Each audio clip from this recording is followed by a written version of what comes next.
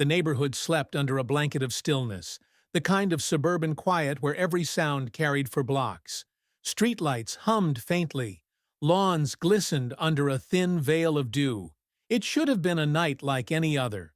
Mundane, anonymous, forgettable. Then came the sound. Glass shattered, sharp and violent, like a gunshot tearing through the silence. A scream followed, high, ragged, filled with pain. "Leave me!"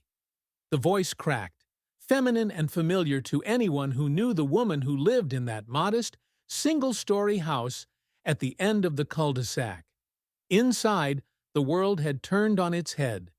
The living room, usually warm and cluttered with framed photos and old trophies, now looked like a stage for something unspeakable. A lamp lay broken on the carpet, its light flickering out in spasms. Curtains swayed from the force of the intruder's shove, and in the center of it stood a man, broad-shouldered, his uniform still catching the faint glow from the street outside. A police officer. The badge on his chest glinted like authority, but his hands, balled into fists, betrayed something far from law. His face was red, sweat trickling at his temples, his breath heavy with rage. He was not here to protect. He was here to dominate. On the floor lay Anne Maria, Ronda Rousey's mother. She had fought her own battles in life, but age had slowed her body. Her ribs ached where his hand had struck, and one cheek already bloomed purple. Yet when she spoke, her voice was not one of pleading. "You just made a mistake," she whispered, almost too calmly, even as she tried to rise on trembling arms. The words confused him, sparked a flash of irritation in his eyes. He snarled back, "What did you say?" His voice thundered in the small room, vibrating off the walls. He loomed closer, the authority of the uniform clashing grotesquely with the violence in his stance. Anne Maria did not repeat herself. She simply stared at him, breathing through clenched teeth, as if she knew something he didn't. And in a way, she did, because behind him, footsteps echoed against the hardwood floor. Slow, deliberate, measured. A shadow cut across the wall, long and unmistakable. Then came the voice, steady and sharp, like steel dragged across stone. "Let her go!" He froze. The command didn't come from a neighbor or a bystander. It carried weight, the kind of tone that belongs to someone who never asked for authority, but earned it through battles most wouldn't survive. He turned his head, expecting maybe a husband, maybe a son. What he saw instead was her. Rhonda. She wasn't dressed for cameras or crowds. No makeup, no staged lights, no gloves. Just jeans, a simple jacket, and the unmistakable stance of someone who had lived too long in the center of storms to ever flinch at thunder. Her eyes locked onto him, and though her voice had been quiet, the silence that followed it was deafening. The house itself seemed to hold its breath. Outside, the world went on. The hum of cars in the distance, a barking dog, the rustle of trees. But inside that room, time bent. The officer's expression shifted quickly, from surprise to disbelief, then to a crooked grin. Recognition flickered across his face. He had seen her on screens, heard her name shouted in arenas. To him, she was a fallen star, a fighter past her prime, a myth turned mortal. "Well," he muttered, letting out a chuckle, "look who decided to show up. You think you can scare me? You think being some ex-champion means anything here?" His grin widened, the arrogance of the uniform fueling him. Even champions get old. Even legends break. He took a step closer, testing her resolve. His boots pressed against the shattered glass, crunching it into the carpet. The sound echoed in the silence. Rhonda didn't move. She didn't posture or raise her fists. Her shoulders were square, her breathing calm. Behind her, the front door remained ajar, letting in a sliver of cold night air. It smelled faintly of cut grass and rain, oddly fresh against the metallic tang of fear in the room. Her mother shifted slightly, her voice hoarse but unwavering. "I told you." "Mistake." The words hung like a prophecy. The officer clenched his fists tighter. He wanted to own the room again, to drown out the silence with force. Every instinct told him to act, to lash out before control slipped further. He leaned forward, jaw tight, veins standing out on his neck. The silence deepened. The dog outside stopped barking. The street seemed empty. And then, with a sharp inhale, he stepped forward, ready to strike. The moment froze there, his shadow rising over hers, her body unmoving, her eyes locked on his. The weight of inevitability pressed on the room. The night was about to change permanently. Just wondering, where are you watching from? Write it down, Bello! The officer's boots ground shards of glass deeper into the carpet. Each step gave off a crunch that seemed to scrape at the nerves of the room. He squared his shoulders and looked at her as though he could shrink the distance with arrogance alone. For the first time, Rhonda's mother managed to sit upright, holding her side, her breath sharp with pain. Her face told him nothing but quiet defiance. "You made a mistake," she repeated, softer this time, though the bruise on her cheek had already darkened. The line made him flinch just for a second. Then he barked a laugh. "You think words change anything? You think standing here with her—" He jabbed a finger at Rhonda. "Makes this house yours again?" He tapped the badge on his chest with the heel of his hand. "This changes everything. This makes me untouchable." But his bravado was too polished, too theatrical. It couldn't hide the vein pulsing at his neck, the sweat tracing down into his collar. Rhonda didn't flinch. She took another step into the room, closer to him, and the cold air from the open doorway died behind her. Her presence was almost physical, like a pressure pushing against his lungs. She didn't lift her fists. She didn't speak. She let the silence cover him until he started to twitch under it.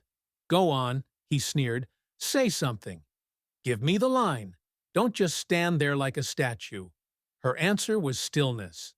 Her eyes stayed on his, unblinking, while her breath kept a steady rhythm.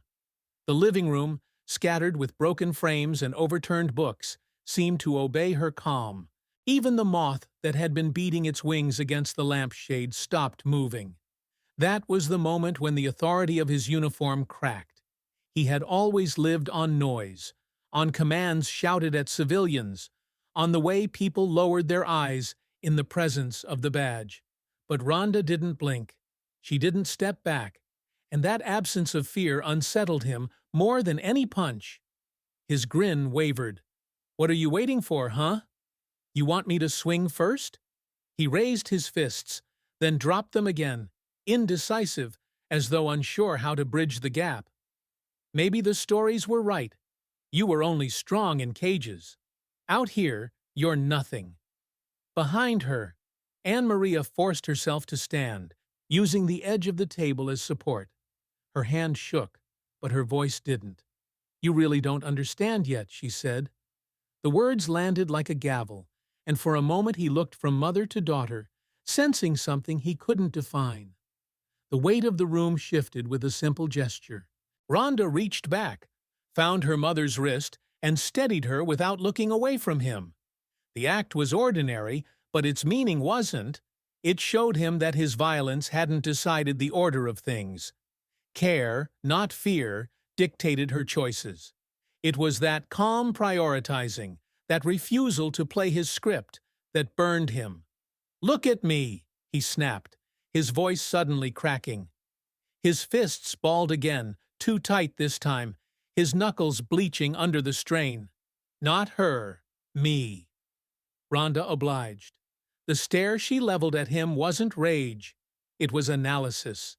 She read the tilt of his shoes, the imbalance in his stance, the jerking rise of his shoulder that betrayed a punch already forming in his mind. She took it all in and gave him nothing in return. That was her answer. The seconds dragged. Outside, a car door slammed somewhere down the street. A dog barked once, then stopped. The refrigerator in the kitchen hummed and clicked off. All of it only deepened the stillness, as though the world itself leaned in to witness. His voice dropped, hoarse now. Last chance. Walk away before I put you down in front of her." "Walk out," Rhonda said at last, quiet but sharp as a blade. "Call it off. Own it." Her words left no room for theater. They weren't shouted, weren't dramatic. They were flat, functional, impossible to twist into bravado. He felt his jaw tighten, his teeth grinding until his cheek twitched. Then came the laugh. Loud, ugly, desperate. "How about you make me?" Anne Maria gave a breath of a laugh herself, bitter and knowing. "There it is," she muttered, clutching her ribs. "The mistake." That line made him snap. He lunged, shoulders hunched, fists rising like a man trying to erase fear with speed. The sound of his boots striking glass was sharp, violent. His breath hissed through his teeth as he closed the gap. The whole house braced in silence, the night outside straining to hear what would happen next. He came in hard, the way men do when speed is supposed to feel like authority. Shoulder forward, elbows tight, boots carving a jagged path through glass and grit. The lamp's dead bulb caught a sliver of porch light and flashed once across his badge, as if trying to remember what it stood for. He wanted collision, not contact, wanted to crash through whatever stillness she held and scatter it across the floor. Rhonda didn't move, not an inch. No flinch, no guard rising out of some muscle memory to reassure the room it understood the rules. Her calm wasn't a pose, it was a choice that rewrote the geometry between them. The distance didn't shrink for him, it thickened. His own momentum became weight he had to drag. "Come on!" he barked, breath hot with metal and coffee. "Give me the pose." "Or is that over now? You're an actress these days, right?" He smiled with half his mouth, an ugly, lopsided thing. "No cage, no crowd, no script to make you look bigger. Out here, you're nobody."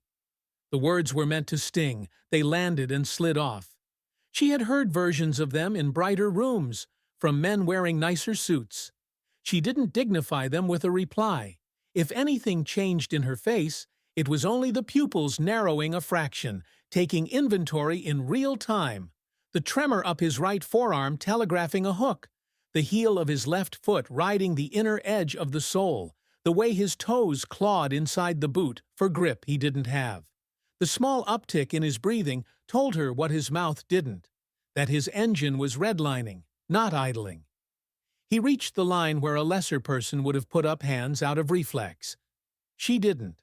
The only movement in the room came from behind her, Anne Maria, drawing a sharp breath as a rib protested, a little wheeze that might have been pain or anger. Then Rhonda did the thing that broke the script. She turned her head, not to him, but just enough to catch her mother in the corner of her eye, and reached back without looking. Her hand found Anne Maria's wrist with the precision of someone who had found it 1,000 times before. She slid the older woman 2 careful steps sideways, the soft shuffle of stockinged feet over hardwood whispering under the officer's growl. She did it like you move a glass out of the edge of a counter. Simple, necessary, untheatrical. The priority was clear. The room felt it, and so did he. To him, the gesture wasn't tenderness, it was insult. She hadn't placed him at the center of her attention. She had rearranged her life around him as if he were furniture. "Don't look away from me," he snapped, voice cracking into a higher register it didn't know. The hand closest to her flicked, nerves misfiring toward a grab and converting midair to a fist. "You hear me? Look, a T." Me she complied, turned back and pinned him with the kind of eye contact that makes men either honest or angry. No challenge in it. Assessment only. He hated it more than defiance. Defiance he understood. This was clinical. He felt like an X-ray that had learned it had bones. Outside, the cul-de-sac breathed. A distant garage door rumbled shut. A sprinkler head coughed awake and ticked at the lawn. A dog barked twice and reconsidered. Inside, the house tuned itself to the same frequency as her breath.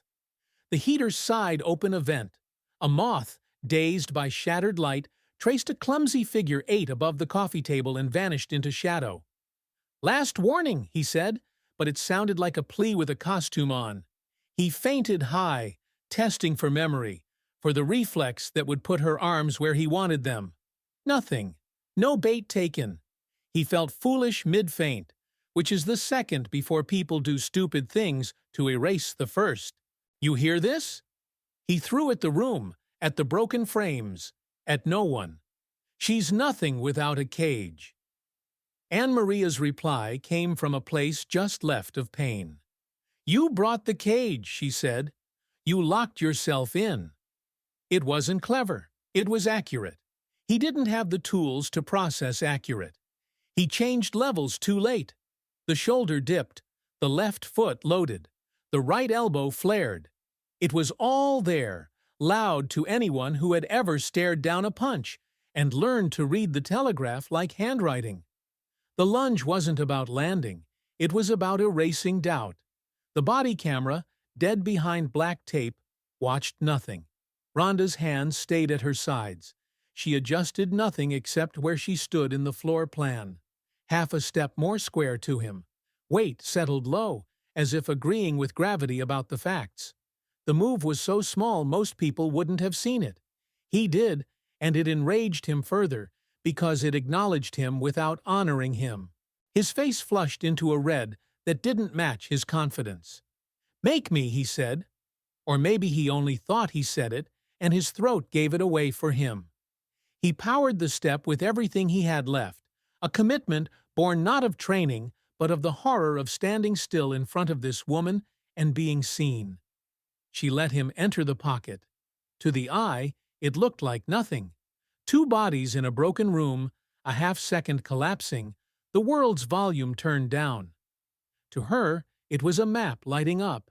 His center of mass over his toes, his neckline forward of his hips, the slack in his elbow the size of a breathing space. To him, it was speed and heat, the good feeling of moving first.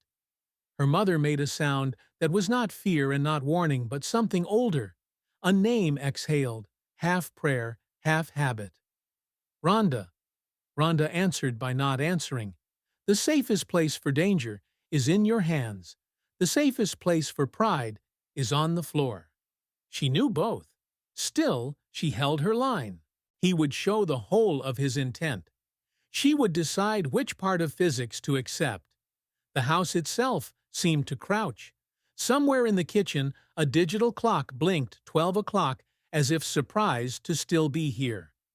The broken lampshade rolled in a small arc and tapped the baseboard. The sound of his breath arrived a fraction before he did. A hiss through clenched teeth that smelled like coffee gone bitter. Then, right at the edge, at the last possible inch, before bodies write stories they can't unwrite, she shifted her mother another half-step back, palm light against bone, guiding, not dragging. It was a tiny kindness that felt, to the charging man, like a curtain dropping between him and his audience. He surged harder to tear it open. For a blink, everything in the room synced.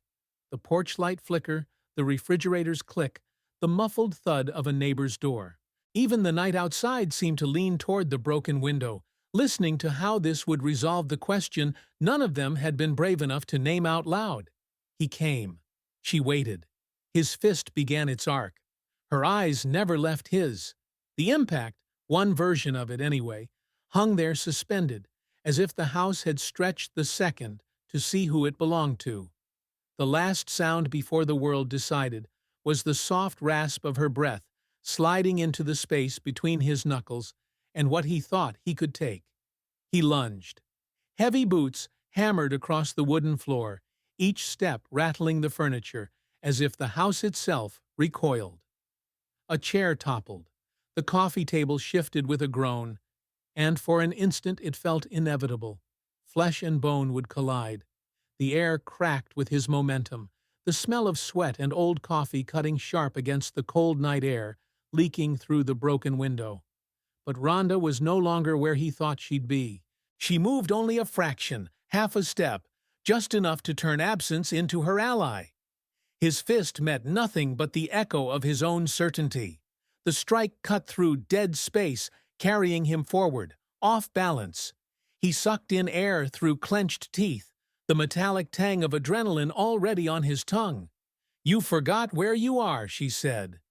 Her voice wasn't raised. It didn't need to be. Cold, deliberate. It sounded more like a verdict than a warning. The contrast hollowed him out. He had arrived with noise, rage, boots shaking the floorboards, but her stillness reduced him to something smaller. He swung his size like a weapon, tried to reclaim the room with sheer presence, but she controlled it without lifting a hand. Space bent around her choices. His body only chased them.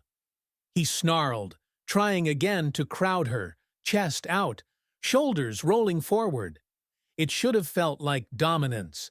Instead, it felt like he was begging her to notice him. From the sofa, Anne-Maria shifted with a hiss of pain, ribs protesting.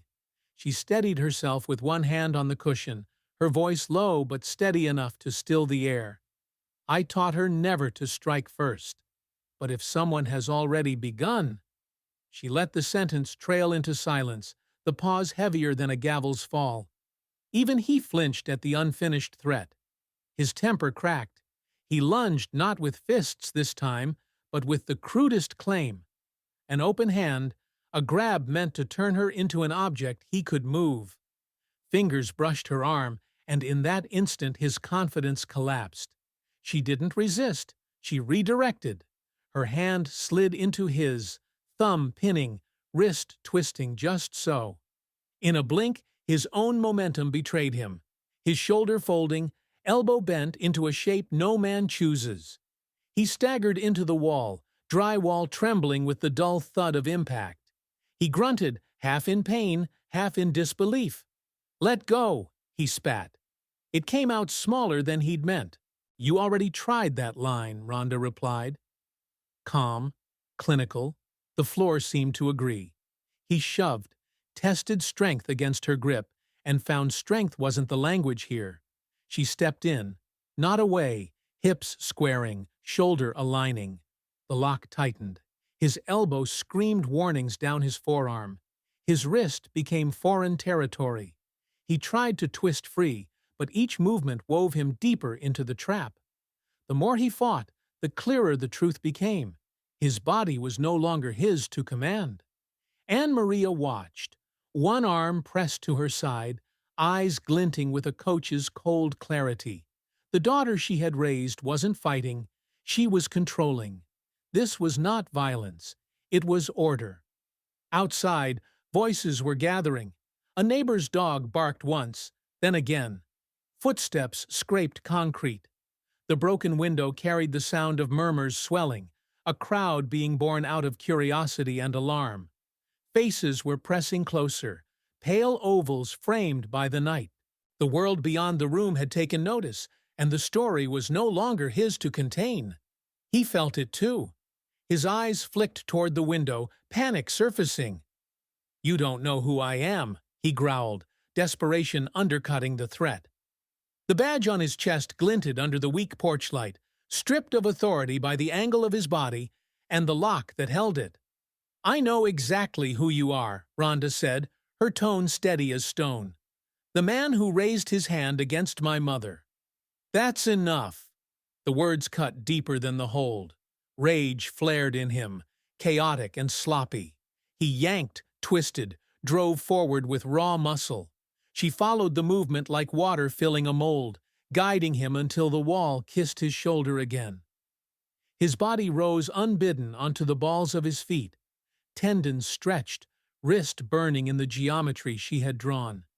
He let out a sound, half growl, half gasp, that betrayed more than pain. It betrayed the collapse of control. The curtain breathed with the night breeze. The refrigerator hummed from the kitchen. A moth circled, drawn by the fractured glow of a broken lamp. And in that silence, he hung there, a uniformed figure pinned not by brute force, but by inevitability. The crowd outside was growing louder, closer, their whispers laced with disbelief.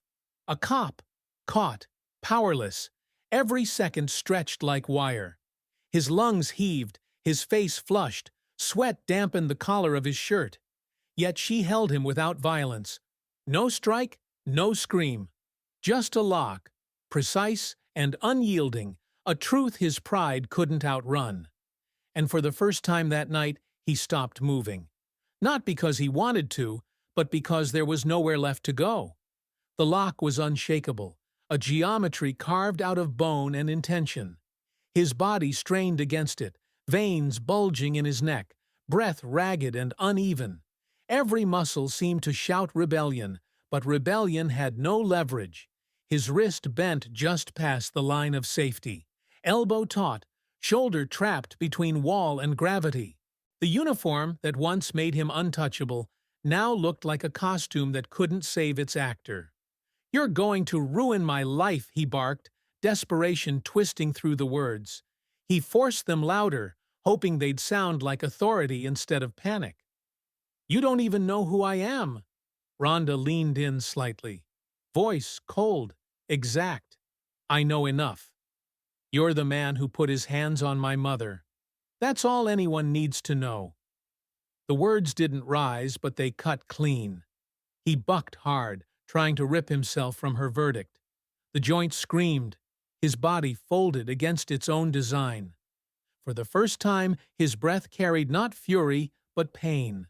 An unguarded sound, sharp, humiliating. He snapped his mouth shut as if he could bury it. He tried movement again. Shoulder heave, hip drive, every escape he'd learned from fights that were never fair. She traveled with him. No resistance, only redirection, until he found himself more entangled than before. His power, meant to free him, only testified against him. Beyond the broken window, voices multiplied. First whispers, then gasps, then the collective murmur of neighbors abandoning their televisions and stepping onto porches. Phone screens lifted like fireflies, each one recording, judging. The word cop pulsed through the crowd, colliding with caught. He felt the weight of witnesses as keenly as the torque on his wrist. "You don't understand," he hissed, turning his face from the glass. His spit dotted the wall. "This will destroy everything." "You destroyed it the second you crossed this line," Ronda answered, her tone neither cruel nor kind. Just final. Anne Maria, bruised but upright on the couch, added from across the room, "Cost is paid by choice. You've been paying in the wrong currency for years." Her voice, calm as stone, hit him harder than her daughter's hold. He sagged involuntarily, then snapped himself upright again, terrified the crowd might read the dip for what it was. Sweat ran under his collar, cooled in the night draft. He tried to reassemble fury, to find the rhythm that made him untouchable in uniform. But his body knew something he refused to. There was no rhythm left. "Let me go," he tried again, quieter. Not command, plea. "You're not hurt," Ronda said evenly. "You're stopped." The sentence left no room for debate. He yanked once more, needing escalation to justify himself. The lock reminded him where the cliff was. He stopped, because physics and shame had already agreed on the outcome. The crowd outside saw it. The sag of his chin, the tremor in his jaw, the half-step of a heel pretending to stumble. Murmurs rippled across the hedges. "He's finished." Phones caught it all. His power had leaked out into the night, and the night refused to give it back. Inside, silence stretched taut. The refrigerator hummed. The curtain swayed with a breeze. Anne Maria watched with a coach's gaze, neither forgiving nor celebrating. Ronda's grip stayed steady, mercy just at the edge of cruelty, a reminder that she could end it differently if she chose. He breathed, shallow and panicked, chest rising like it no longer belonged to him. And for the first time, the house felt honest. A place where his volume didn't matter, where strength couldn't disguise weakness, where control lived only in the hands of someone who knew how to use it. He went still, not because he wanted to, but because there was nowhere else left to go. The street had gathered like a jury. Porch lights glowed in uneven rows, phones lifted high, their red recording dots hanging in the dark like watching eyes. The voices outside didn't chant so much as vibrate. Murmurs, fragments of names, unfinished sentences. Inside, the smaller room carried the weight of silence, broken only by his rasping breath and the dull scrape of his boot heel as he tried to rise. Rhonda stood just beyond him, hands loose at her sides, the geometry of the lock already gone, but the memory of it still shaping his body. He hunched forward, protecting the arm that had been caught, shoulders rising and falling like waves too weak to crest. His eyes darted from her to the broken window, then back again, searching for an exit that no longer existed. "You've ruined me," he hissed, but the words came fractured, like stones dropped into water. "This isn't finished." Rhonda didn't answer. The quiet itself was the answer, steady, unyielding, a refusal to grant him the dignity of a fight he no longer controlled. Her stillness was more oppressive than force. On the couch, Anne Maria held her ribs, watching. She didn't look at her daughter as a fighter, not in this moment. She looked at her as someone holding the line she herself had once drawn. Never strike first, but never step back when someone has crossed. Her voice, though thin with pain, carried the kind of weight no volume could add. "Let him go," she said. "Make him carry what he's already done." And so Rhonda had. She'd let him drop into his own gravity, allowed him to feel every ounce of his own collapse. That, she knew, would stay longer than bruises. But humiliation is a dangerous fuel. His eyes, glassy and red, lit with something uglier than defiance. Hatred flared where remorse should have been. He steadied himself with both hands on the floor, rose halfway, and spat words that sounded less like promise and more like a plea to himself. Not over. The crowd outside shifted again. Someone whispered, "Cop." Someone else said, "Caught." And the street seemed to inhale, waiting. And then metal groaned. The front door hinge moved with a slow, deliberate creak, pulling every gaze toward it. A colder draft entered with the sound, stirring the curtain against the shattered glass, brushing dust into the air. Even the neighbors outside quieted, as if they too heard it. A figure filled the doorway, not rushing, not speaking, just standing there, shape clear but details lost in the angle of porch light. Tall enough to command space, shoulders squared without trying. The face hid in shadow, yet the stillness radiated something stronger than identity. Rhonda's stance didn't break, but her eyes locked to the silhouette with recognition, not surprise. "You're late," she said, her voice flat, carrying no welcome and no anger. Only fact. The figure didn't reply. Silence stretched like a wire through the room. The man on the floor froze, whatever rage he had still clinging to him falling away in seconds. Color drained from his face. His lips parted, shaping one word so faint it was nearly swallowed. No. Whether it meant "don't come in," "don't look at me," or "don't be who I think you are," no one could tell. The crowd outside sensed the shift. Conversations died. Even the far-off siren, a block away, cut off as though the city itself wanted to listen. Inside, Anne Maria's breath caught, sharp and low. She stared at the doorway as if she recognized something too. Her hand, trembling, pressed harder against her side, but she didn't speak. The figure stayed still, one step on the threshold, hands visible, posture calm. It wasn't threat, it wasn't comfort. It was something heavier, the kind of presence that forces everyone else to decide who they are going to be. Air moved through the broken window, lifting strands of Rhonda's hair, cooling the sweat at her temple. She didn't blink, and in that suspended second, her silence, his terror, her mother's breath, the crowd's hush, the story stopped. The outline of the newcomer remained faceless, unclaimed, holding the room in place. Everyone waited for the next word, the next step, the next truth, but none came. The scene ended there, balanced on the edge of revelation, leaving only the question that gripped every voice, inside and out. Who had walked through that door, And what would change once the name was spoken?